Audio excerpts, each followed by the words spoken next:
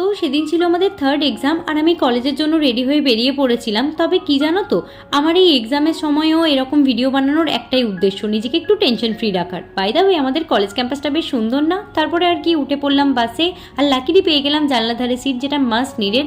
এদিকে সেদিন আমি একটু চিড়ের পোলাও বানিয়ে নিয়ে গিয়েছিলাম, যেটা এই মেয়েটাই হাতিয়ে নিয়েছিল।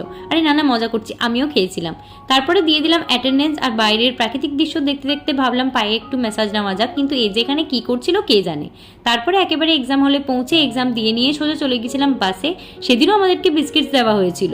তারপরে টুকটাক তেলে ভাজা নিয়ে চলে গিয়েছিলাম রুমে, আর মা বানিয়ে দিয়েছিল গরম গরম চা। তারপর মা আর আমি মিলে জমিয়ে আড্ডা দেওয়ার পর মায়ের ভয়ে আমি একটু পড়তে বসেছিলাম, তাই মা একটু হেডফোন নিয়ে ফোন দেখছিল।